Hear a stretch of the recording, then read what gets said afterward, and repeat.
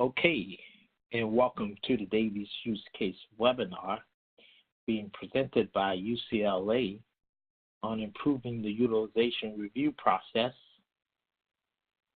This is a Davies Award-winning use case for the value of health IT. My name is Arnold Simmons. I'm the Manager of Quality and Patient Safety here at HIMSS, and it's my pleasure to moderate this presentation. Core to the HIMSS mission is promoting the use of health information and technology to improve the quality of healthcare delivery. HIMSS promotes and advocates the integration of clinical decision support, best practice guidance, access to clinical data to analyze progress, and information and technology-enabled patient safety tools for all healthcare organizations, clinicians, patients, and community members as vehicles for improving patient outcomes. The HIMSS Nicholas E. Davies Award of Excellence is the pinnacle of the HIMSS Value Recognition Program. The Davies Award recognizes outstanding achievements of organizations from around the world who have utilized health information and technology to improve patient outcomes and value. The Davies Awards winning use cases have been peer-reviewed to validate sustainable improved patient and business outcomes resulting from health information and technology-enabled care delivery. So it's my pleasure to welcome our speakers from UCLA today on today's webinar. We welcome Dr. Daryl Hayama and Keith Cox. Dr. Hayama and Keith, I will turn the presentation over to you, and you can begin when you're ready. And again, thank you for joining us today. Today we're going to tell you about a project that we did at UCLA Health with our ISS department around improving the utilization review process using some of our technology tools. My name is Keith Cox, and during this project I was a lean specialist in performance excellence, and I'm co-presenting today with Dr. Daryl Hayama, who is our physician informaticist for this project. And to give you a little bit of background about UCLA Health, here's some statistics about our health system that spans a number of hospitals and ambulatory practices across Southern California. One important thing to note is that our IT department supports all of these sites, which is a very large institution. So the project we're going to tell you about today started with a problem that was the burning platform for this initiative.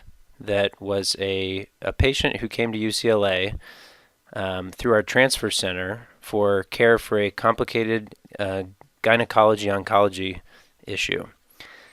When this patient came through the transfer center, the resident physician who accepted the patient wrote a transfer patient order, which updated the patient class to inpatient, and all this happened without an inpatient order ever being written. The patient stayed at UCLA Health for 23 days and was discharged without ever actually having an admission order. This resulted in $400,000 in charges, which we were unable to be reimbursed for. So some context for what was going on at our health system and at other health systems around the country at the time. Our reimbursement rates from payers were declining. We were receiving greater scrutiny from the payers, resulting in even more denials, and our health system leadership had significant concerns about the growing complexity of the utilization review process. Some of the specifics of the problem that we focused on were UCLA utilization review. It was a very time-consuming process that was made up of a number of manual audits to catch common admission order errors. Now, these errors are easily missed and result in reimbursement denials and regulatory noncompliance as, for example, the admit to inpatient order is the physician's attestation that the patient needs to be admitted to the hospital. Some of the barriers that we observed is that the person who writes the admission order is often the intern, who is the most junior person on the team with the least amount or no training whatsoever on the documentation requirements for the hospital. And another significant issue encountered is that once the patient actually leaves the hospital, no modification can be made to these orders. this slide shows an example of the screen that the person writing the order has to choose which order that they're going to place from. So there's a number of different options, and keep in mind that they received no training on which to appropriately select. So being a lean hospital, we chose to use our rapid improvement event portion of the lean methodology, where we assembled a multidisciplinary team of frontline staff who touch the process at each stage of the process. Each of these people got together 2 Saturdays in a row, 2 whole days, so a large group of people, and mapped out each of their workflows.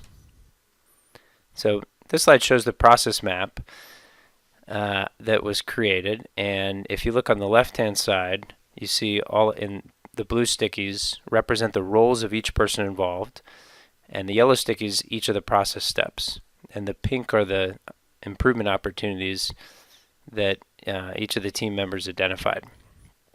If you look in the top right, you'll see all of the opportunities that were prioritized based on how often they happen and when they happen, the impact of those issues. So one way we chose to break this project up to tackle all the many problems that were identified is into sub-teams. And the sub-team that we're going to focus on today is the MD Informatics sub-team, which mostly looked at the orders portion. So as I mentioned, this was a very large multidisciplinary team. In total, we had 74 participants, and our project champions were made up of senior executive leadership of the health system. Our governance structure that we set up for this project plugged into a number of existing leadership meetings in each of the different departments through hospital operations, information services and solutions, and finance. And then we created a monthly leadership meeting to present out on what we'd accomplished in the previous month and any barriers or issues that we needed the leadership's help in facilitating for the coming month.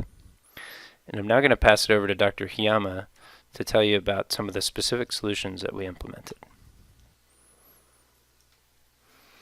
In the planning for this project, we identified 2 scenarios where there was a potential for high revenue loss, and that had been identified by utilization review and revenue cycle as chronically problematic issues for them in the past. Scenario 1 is the missing inpatient order, and Scenario 2 is the Medicare inpatient who is eventually discharged before 2 midnights. We then sought to identify the individuals already integral to the workflow of admitting and discharging patients who would be best suited to evaluate the appropriateness of the patient class and effect corrections if needed. Essentially, it became a choice of either targeting providers or targeting case managers. Our primary objectives were to have the patient in the appropriate patient class as early in the hospitalization as possible, but at least before the patient was physically discharged from the bed. In the process of accomplishing our primary objectives, we also sought to minimize any added burdens for providers and leverage as much as possible the existing workflows. We considered a number of possible solutions. One of the earliest was creating an advisory alert targeting the provider placing the discharge order that would then prompt them to contact the case manager for either Scenario 1 or Scenario 2. This option was not pursued, recognizing that the provider may not understand the need for delaying the discharge and also may fail to contact the case manager in a timely manner or even at all. Another option was an advisory alert if an admit to inpatient order was not placed after the first 24 hours of the hospitalization. This option was in turn not pursued due to concerns that the provider may ignore the advisory due in part to alert fatigue, or that the alert would fire repeatedly without being acknowledged, therefore causing annoyance. We also considered directing advisory alerts to the case managers, but noted that in their daily workflow, case managers only selectively open to patient charts, and so in some instances, the advisory alert would never be seen or triggered. Eventually, we chose to implement 4 solutions to scenarios 1 and 2. 2 of the solutions were fail-safe options that notified case management when a discharge order was being placed, but the incorrect orders were active.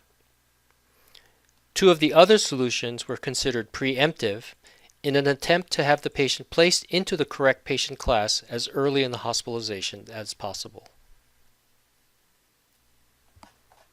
In scenario 1, the missing inpatient order, the primary objectives were to obtain the order as early as possible in the hospitalization, but at the least prior to the patient being physically discharged. This is an example of a case manager's patient work list, as seen in our current version of Epic.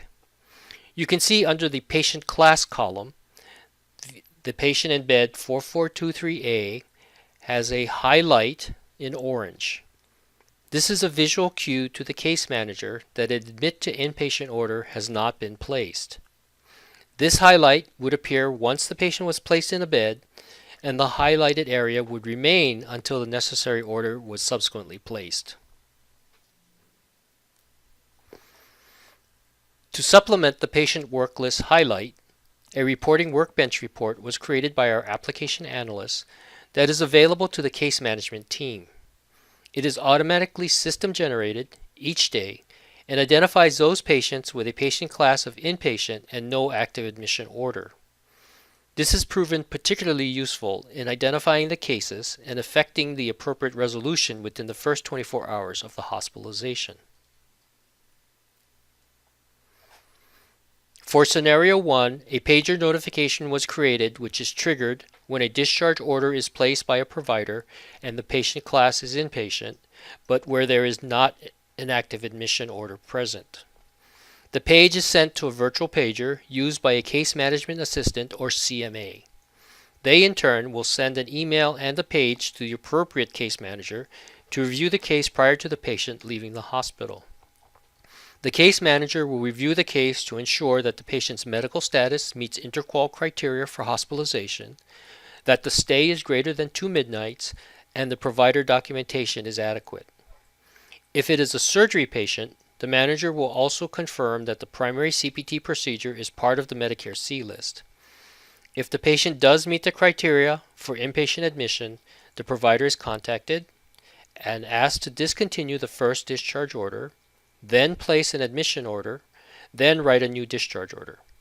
If the patient does not meet inpatient criteria, the manager will document using smart text that the patient meets outpatient criteria, and the patient class is then updated to observation or extended recovery.